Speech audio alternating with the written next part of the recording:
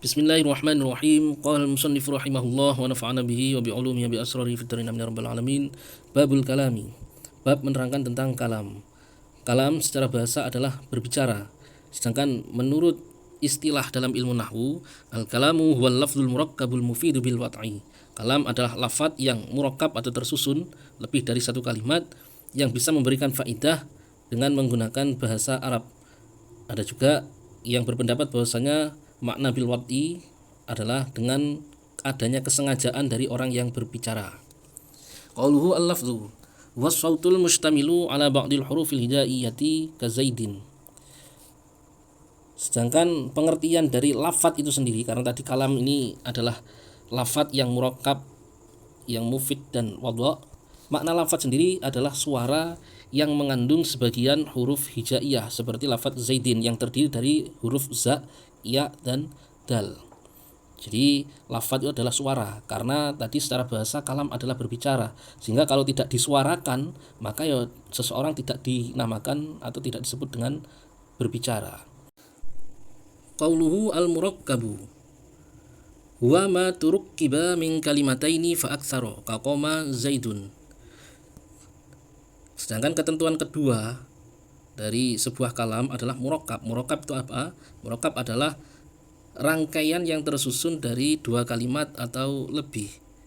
Kaqoma zaidun, seperti susunan lafaz qoma zaidun yang terdiri dari kalimat fi'il dan kalimat isim. Seperti yang telah kita bahas pada video sebelumnya, yang mana istilah kalimat dalam bahasa Arab dengan istilah kalimat dalam bahasa Indonesia itu tidaklah sama. Kalau dalam bahasa Indonesia, kalimat adalah rangkaian dari kata. Dari beberapa kata terbentuk atau dirangkai menjadi satu kesatuan, itu namanya kalimat. Sedangkan kalimat dalam bahasa Arab itu artinya adalah kata. Di kalimat itu adalah sama dengan kata. Sedangkan kalimat kalau dalam bahasa Arab itu rangkaian kata, kalau dalam bahasa Arab itu disebut dengan kalam. Nah, karena kalam ini adalah sebuah rangkaian dari beberapa kalimat, sehingga persyaratannya itu harus terdiri dari dua kalimat atau lebih. Minimal adalah subjek dan predikat. Qauluhu al-mufidu. Ketentuan yang ketiga adalah harus mufid. Apa itu mufid? Huwa ma afada faidatan yahsunus sukutu 'alaiha minal mutakallimi was-sami'i kaqoma zaidun. Mufid itu adalah rangkaian kalimat atau rangkaian kata yang bisa memberikan faidah. Faidah di sini maksudnya adalah informasi, karena inti dari seseorang yang berbicara itu adalah untuk memberikan sebuah informasi, yang mana diamnya mutakallim adalah orang yang berbicara, dan sami si pendengar terhadap faidah atau informasi yang disampaikan tadi ini sudah dianggap baik. Artinya baik ini tidak menjanggalkan ketika mereka berdua tidak melanjutkan pembicaraan. Contoh seperti rangkaian kalimat koma dan zaidun yang terdiri dari kata kerja dan fa'il atau pelaku. Yang mana kalau ada kata kerja maka ada minimal ada pelaku pekerjaan. Atau lebih lanjut lagi, nanti ketika ada jumlah syartiyah atau jumlah yang menjadi syarat, maka harus ada jawab. Jadi jika ada kata-kata jika, nah nanti di belakang harus ada kata-kata maka. Misal jika Zaid berdiri maka Amr pun juga berdiri. Yang mana kalau seandainya cuma jumlah syartiyah saja yang disebutkan, jika Zaid berdiri terus tidak dilanjutkan pembicaraannya, maka itu dianggap menjanggalkan karena informasinya ini terputus dan tidak jelas. Qauluhu bil wad'i. Dan ketentuan yang berikutnya adalah harus wadha'. Apa itu wadha'? Fassarahu ba'duhum bil qasdi. Sebagian ulama ini mentafsirkan bahwasannya yang dimaksud dengan wadha' ini adalah qasdu atau kesengajaan dari orang yang berbicara, sehingga kalau dia berbicara tanpa ada kesengajaan maka tidak disebut kalam. Dia tidak disebut sebagai orang yang berbicara yang perlu untuk didengarkan, tidak dianggap sebagai orang yang berbicara. Wa ba'duhum bil wad'il arabiyyi. Sedangkan sebagian ulama lain ini berpendapat bahwasanya makna dari al-wadha' ini adalah menggunakan bahasa Arab.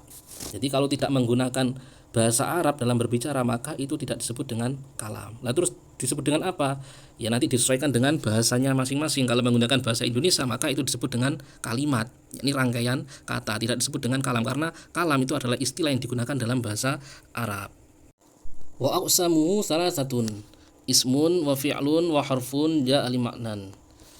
Dan adapun macam-macam kalam atau yang membentuk kalam itu tidak terlepas dari tiga kalimat, tiga macam kalimat. Yang pertama adalah kalimat isim, kalimat fi'il, dan juga kalimat harf. Artinya yang membentuk kalam itu tidak lepas dari kalimat-kalimat ini. Jadi kalau tidak isim ya fi'il ataupun harf. Yang mana harf itu datang atau dihadirkan karena menghendaki suatu makna tertentu, makna-makna tambahan yang kita inginkan. Qauluhu ismun.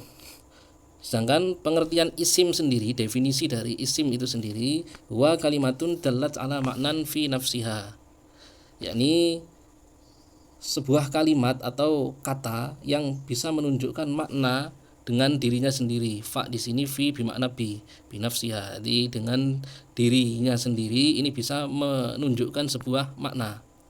Walam taktarin bi ahadil azminati salasati, dan tidak bersamaan dengan salah satu dari tiga zaman.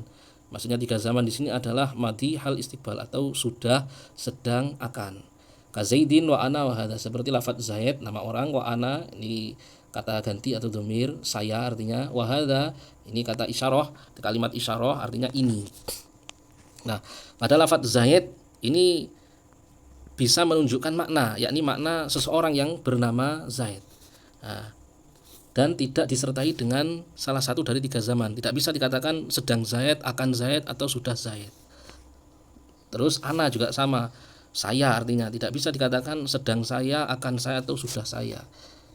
Hadza juga sama. Ini tidak mungkin kita katakan sedang ini, akan ini, atau sudah ini. Wa fi'lun, yang berikutnya adalah kalimat fi'il. Huwa kalimatun dalat ala maknan fi nafsiha waqtaronat bi ahadil azminati salasati. Sedangkan kalimat fi'il itu adalah kalimat yang menunjukkan terhadap makna fi nafsiha dengan dirinya sendiri. Sekali lagi fi bermakna ba, yang artinya dengan dirinya sendiri bisa menunjukkan makna. Waqtaronat bi ahadil azminati, dan bersamaan atau disertai dengan salah satu dari tiga zaman. Fa in dalat ala zamanin madin fayyal fi'lul madi nahwu qama. Maka jika kalimat tersebut menunjukkan sebuah makna yang disertai dengan zaman madi tadi diartikan sudah atau telah dikerjakan, fahyal fi'lul madi, maka kalimat tersebut disebut dengan kalimat fi'il madi atau kata kerja yang menunjukkan pekerjaan yang sudah dikerjakan atau dilakukan. Seperti lafadz qoma, sudah berdiri. Jadi kalau kalimat fi'il bedanya dengan kalimat isim, ini meskipun sama-sama bisa menunjukkan makna dengan sendirinya, hanya saja bedanya kalau kalimat isim tidak disertai dengan salah satu dari tiga zaman. Ini sudah, akan, atau sedang. Sedangkan kalimat fi'il itu bisa disertai dengan salah satu tiga zaman. Ini sudah, sedang, atau akan. Wa in dallat ala zamanin yahtamilul hala wal istiqbala fayyal fi'lul mudhari'u. Dan jika kalimat tersebut menunjukkan zaman atau masa yang memungkinkan untuk menggunakan zaman hal sedang ataupun istiqbal akan, maka kalimat tersebut disebut dengan fi'il mudhari. Jadi fi'il mudhari adalah kata kerja atau kalimat yang nanti selain menunjukkan makna pekerjaan, itu nanti bisa disertai dengan makna hal sedang atau bisa digunakan untuk menunjukkan makna akan. Nahwu yakumu, seperti lafadz yakumu ini bisa digunakan untuk menunjukkan makna sedang berdiri atau bisa juga digunakan untuk menunjukkan makna akan berdiri. Wa in dallat ala talabi syai'i fil mustaqbali fahiya fi'lul amri. Sedangkan kalau menunjukkan makna menuntut atau meminta untuk melakukan sesuatu di zaman mustakbal atau zaman yang akan datang, maka itu disebut dengan fi'il amr. Jadi kata kerja atau kata perintah, kalimat yang menunjukkan makna memerintah atau meminta seorang untuk melakukan sesuatu. Kalau fi'il amr itu zamannya mesti mustakbal, karena ketika diperintah ini berarti masih belum melakukan atau mengerjakan sesuatu yang diperintahkan. Nahwu wadrib, seperti lafadz dan lafadz idrib. Di artinya berdirilah, sedangkan idrib maknanya adalah ukullah. Qauluhu wa harfun ja'a li ma'nan huwa kalimatun dallat ala ma'nan fi ghairiha. Sedangkan pengertian dari kalimat harf, di istilah harf di sini bukan huruf hijaiyah, melainkan harf sebuah kata, bukan suku kata. Jadi harfun memiliki adalah termasuk kata.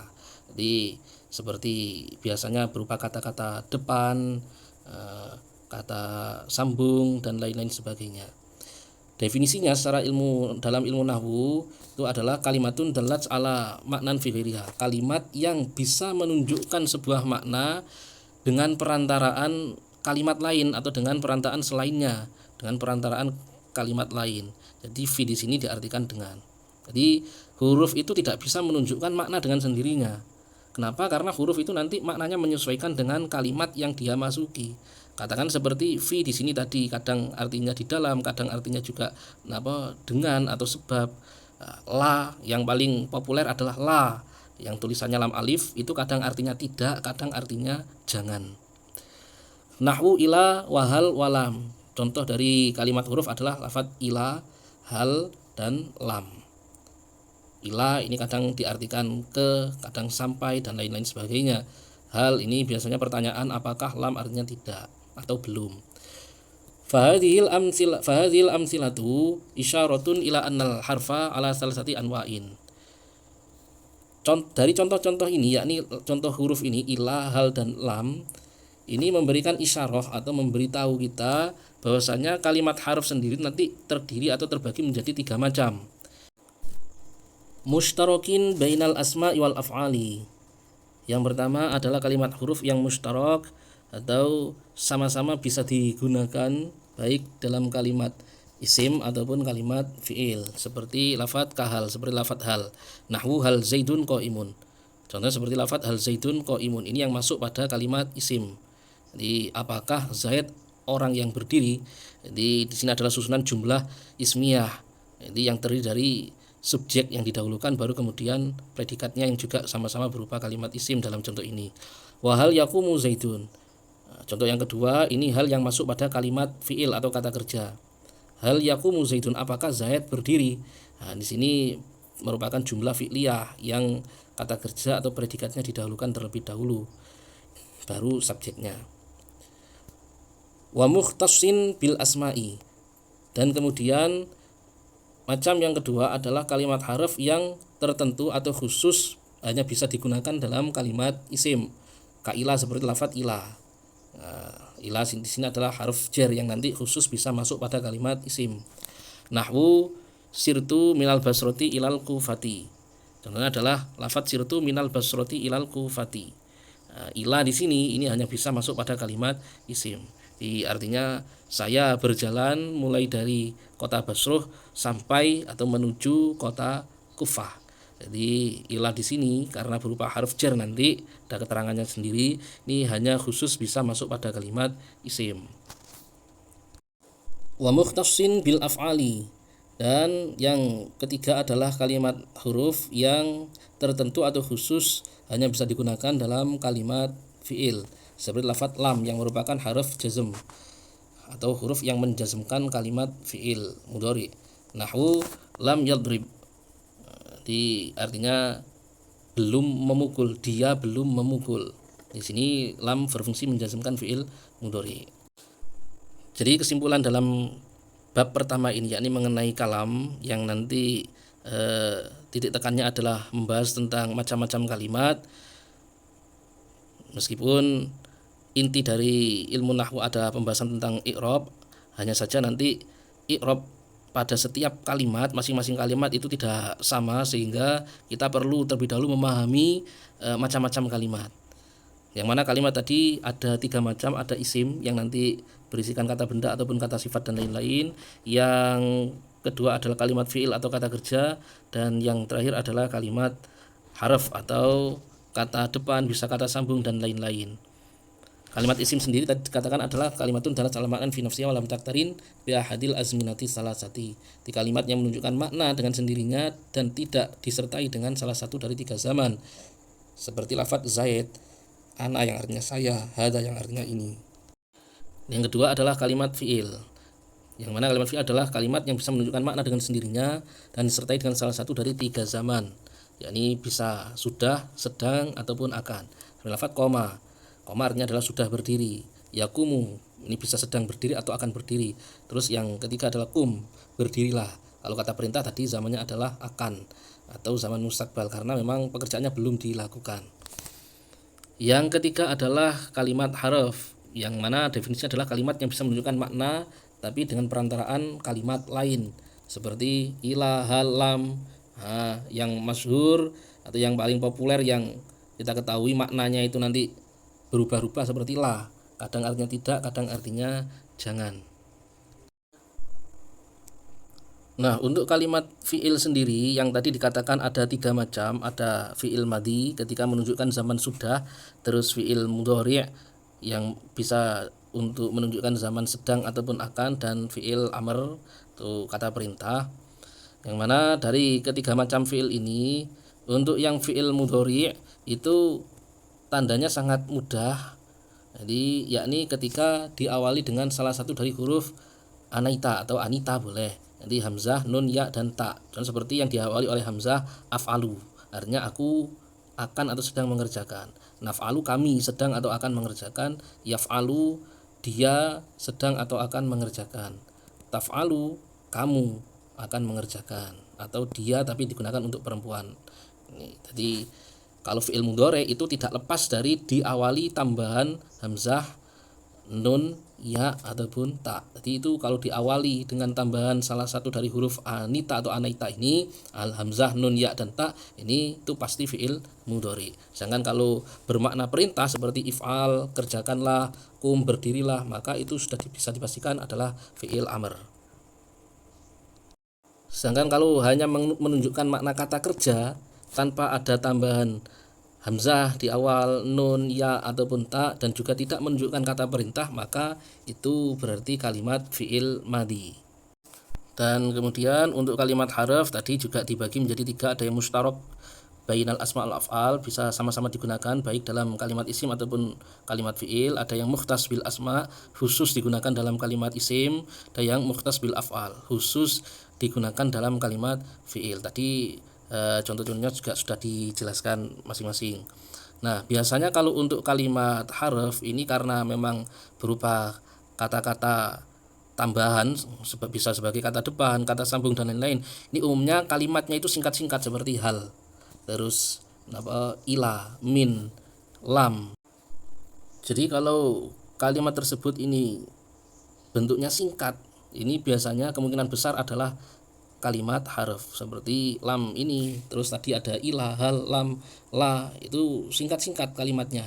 Itu kemungkinan besar adalah kalimat harf. Kenapa kok dibahasakan kemungkinan besar? Karena nanti juga ada kalimat-kalimat isim atau kalimat fi'il yang bentuknya singkat juga. Seperti kalau dalam kalimat isim itu terdapat pada kata ganti atau isim dhamir. Dia, mereka, kamu, kalian, itu seperti sirtu, tu ini artinya aku. Ini singkat. Makanya kalimat itu kalau kalimat isim ini kok menyerupai bentuknya kalimat huruf, misalnya karena bentuk tulisannya itu sangat singkat, itu tidak bisa dii'robi atau sifatnya mabni. Karena kalimat huruf itu semuanya ini mabni. Jadi dari ketiga macam kalimat tadi, isim, fi'il, dan huruf, itu yang bisa dii'robi atau bisa mengalami perubahan di akhir kalimatnya itu hanyalah kalimat fi'il, yakni fi'il mudhari, dan kalimat isim. Sedangkan untuk kalimat huruf semuanya hukumnya mabni, tidak bisa mengalami perubahan. Sebelum kita akhiri, sebagaimana penjelasan kemarin bahwasanya untuk subjek predikat ini i'rab alaminya adalah rofa, sedangkan selain subjek predikat adalah nasab. Ini selama tidak ada yang merubah, maka fokus kita nanti adalah pada i'rab rofa ketika membaca kitab. Kenapa? Karena rangkaian kalimat itu tidak akan terlepas dari subjek predikat, sehingga pasti tidak akan lepas dari yang namanya i'rab rofa, kecuali kalau nanti ada sesuatu yang merubah atau mengecualikan ketika kalimat tersebut adalah kalimat yang mabni, yang tidak bisa mengalami perubahan i'rab. Misalnya kita praktekkan dalam lafadz-lafadz yang tadi kita baca, seperti lafadz misalnya babul kalami. Nah, di sini tidak terlepas dari i'rab rofa. Kemudian di sini kenapa kok tidak dibaca rofa? Ini sebenarnya satu kata yang memang asalnya terdiri dari 2 kata, tapi karena digabung menjadi satu maka ini dianggap sebagai satu kata. Lah, susunan 2 kalimat atau 2 kata yang digabung jadi satu itu disebut dengan idhofah. Jadi atau penggabungan kata. Seperti lafadz baitun dan lafadz Allah. Nanti bait artinya rumah, Allah nama Allah. Jadi ketika digabung menjadi Baitullah maka itu menjadi satu kalimat. Lah itu yang namanya idhofah. Lah untuk idhofah, kalimat-kalimat yang digabung menjadi satu ini yang bisa diirobi cuma kalimat yang pertama. Untuk yang kalimat berikutnya ini pasti diirobi jer. Seperti babul kalami, baitullahi, baitu Zaidin, misalnya rumahnya Zaid dan lain-lain sebagainya. Nanti ada penjelasan secara terperinci. Berikutnya al-kalamu wal lafzul murakkabul mufidu bil wad'i. Jadi selama tidak ada yang mengganggu maka subjek predikat itu pasti rofa. Di al-kalamu wal lafzu adalah lafat, al murakkabu yang. Kalau untuk yang ini namanya sifat atau naat, ini i'rabnya mengekor, tergantung yang disifati. Kalau yang disifati itu adalah dibaca rofa, ya nanti sifatnya juga dibaca rofa. Al mufidu bil wad'i. Nah, bil wad'i ini dibaca jar karena ada yang merubah, yang mempengaruhi.